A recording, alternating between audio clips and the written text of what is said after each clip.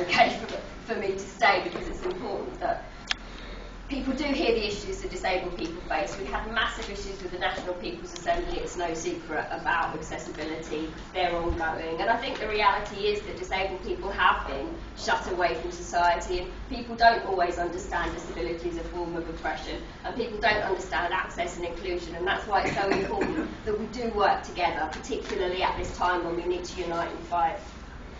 So I'm here from Disabled People Against Cuts, or DPAC as we're known. And we're a grassroots, disabled people-led organisation, and we were set up to oppose the vicious assaults of this government on our rights and freedoms.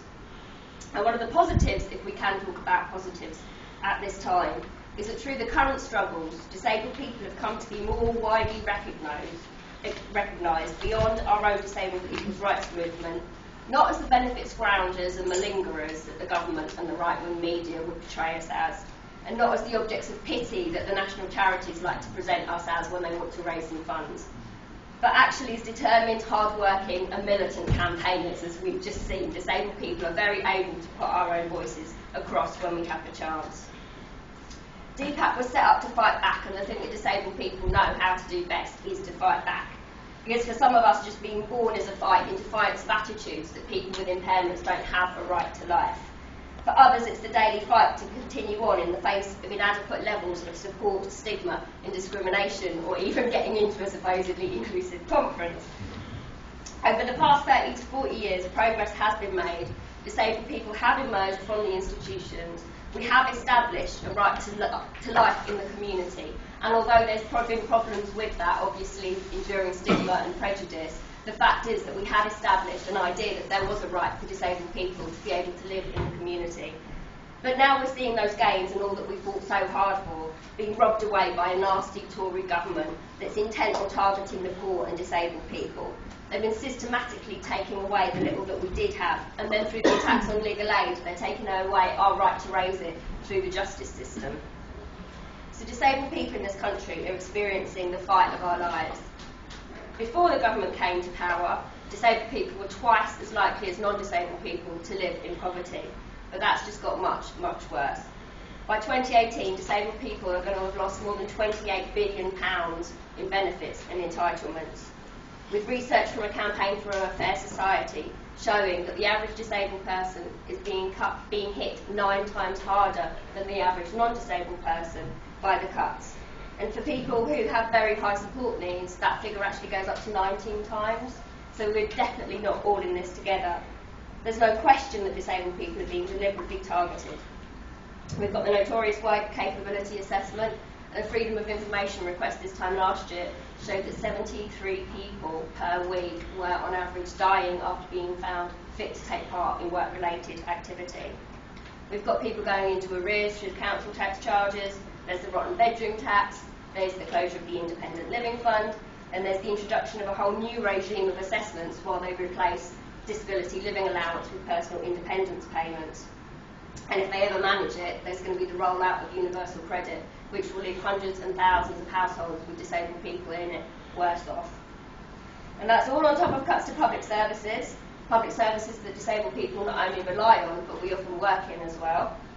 That's on top of cuts to social services and social care support that's leaving disabled people with the brutal choice of living trapped in their own homes, forced to live off nothing more than microwave meals, or waiting for hours between care visits, or going into institutional care, stripped of choice, control and dignity, and often in those settings people are a much, much higher risk of abuse. During DPAC's week of action over the summer that we held, Reclaiming Our Futures, a friend of mine got a balloon and she wrote a message for Ian Duncan Smith on it, and she let it off into the air, and it said, "Ian Duncan Smith, sit in your own poo." It wasn't poo, but you know, it was during the daytime. This government has decided that disabled people are too expensive, not because the money isn't there. We know they can find the money when they want it.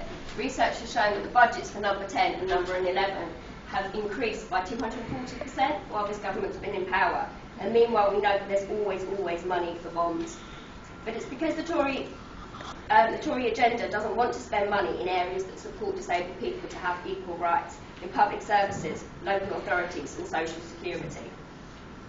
In order to fight an attack of this magnitude, we need to use all the resources that we have at our disposal. And in DPAC, we've been fighting back in every way that we know how. We've researched and evidence to expose the links between ATOS, UNAM and the Department for Work and Pensions, and to document the abuse of statistics and the lies that are being used to justify indefensible policies. We've lobbied MPs, we've worked with lawyers, we've taken judicial reviews. We've used social media and online activism to get the picture of what's really going on out there and to give voices to those who can't come to meetings and can't be at events like today.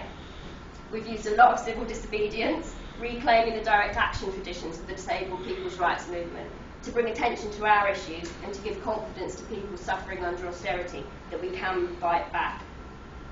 For me, it was such a beautiful sight in September this year, on the final day of our week of action, when hundreds of disabled people took to the streets in Westminster. We hung washing lines full of underpants with messages for IDS on them, because he claimed it's for underpants.